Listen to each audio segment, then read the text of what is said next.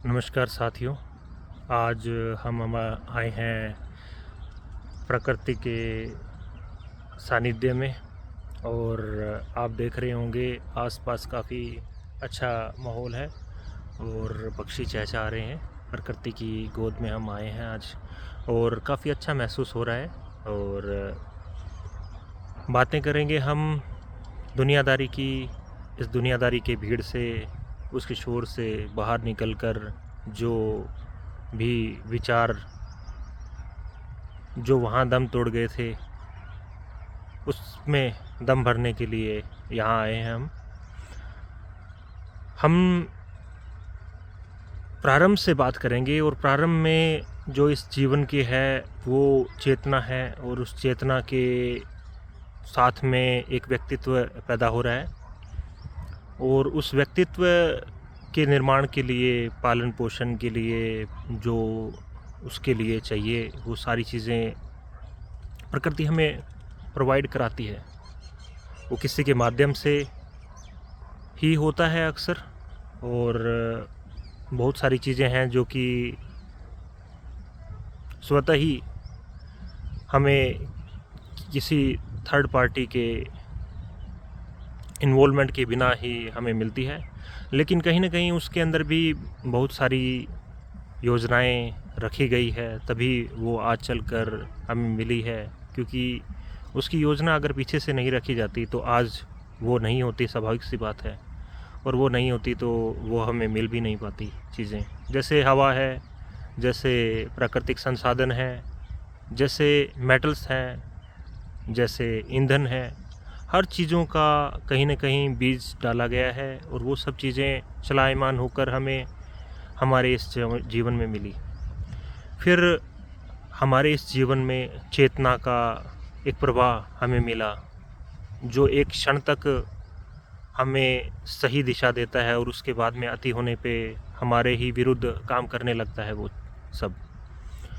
और अति कहीं हमसे ना हो जाए, ना ही किसी दूसरे से हो जाए, तो हम गिरते को उठाते हैं और उठते को गिराते हैं। ये सब प्रकृति में जैसे ग्रेविटी है, उसी तरीके से ये नियम भी प्रकृति के अंदर निहित है। ये सब चीज़ें प्रकृति में हमें मिली, उनका कुछ तात्पर्य है। एक सीमा तक हम जेलस फील नहीं करते हैं, हमें अच्छा महसूस होता है। तो जो भी समाज के उच्च वर्ग हैं, वो कुछ लोग ये भी कह देते हैं कि क्रांति ना हो जाए तो उसको एक नियत जो है स्थिति, उस तक उसको बनाए रखो ताकि वो लोग बने रहें, लेकिन वो लोग हमसे ऊपर नहीं चले जाएं। ये सब लोग चाहते हैं। अब इसको किस भी नज़रिए से आप देख सकते हो। बात रही प्रकृति की और इस संरचना में बने रहने की, तो मौज काटने की और पीढ़ियों तक के मज़े सुरक्षित करने की, ये कल्पना हर इंसान कहीं ना कहीं अपने अंदर रखता है। वो कोई भी हो, मौका पड़ने की बात है। आलू सिक जाने के बाद में लोग आलू की अच्छाइयाँ बताने लगते हैं। और आलू जब नहीं होता है तो आलू को सेका जाना व्यर्थ है या गलत है, वो लोग अपने नज़रिए से बता ही देते हैं।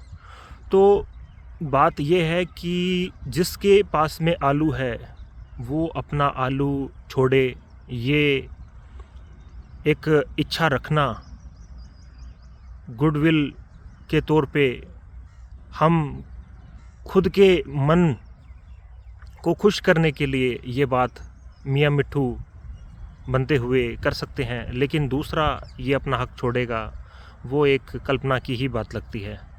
तो आज की जो भी प्रॉब्लम्स हैं, अव्यवस्थाएं हैं, उसमें कहीं ना कहीं जो रिलेटिव प्रॉब्लम है, जो सेटिस्फेक्शन है, जो कि आमतौर पर रिलेटिव होता ही है, तो वो सेटिस्फेक्शन इंसान को नहीं है। और वो नहीं होने की वजह से या उसके कारणों की वजह से इंसान मेंटली प्रेशर में रहता है।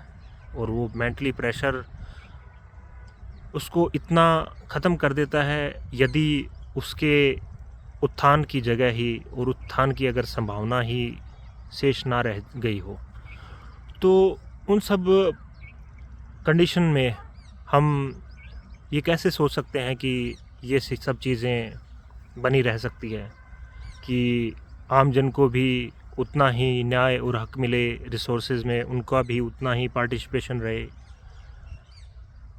तो जिन लोगों ने काम किया है, जो लोग यहाँ तक पहुँचे हैं, इतिहास गवाह है और कहीं ना कहीं इतिहास हमारे अंदर ही निहित है। जैसे किसी को अच्छा पोषण मिला तो उसको उस चीज़ की बढ़त मिली है, और किसी के साथ में अगर दुर्व्यवहार हुआ है तो वो दुर्व्यवहार उसकी अवस्था में सीधा सीधा देखने को मिल जाता है। तो पहले तो उसकी वो अवस्था है, उसको उठाया जाए, उसकी बात करेंगे। अभी थोड़ी देर में ब्रेक लेते हैं।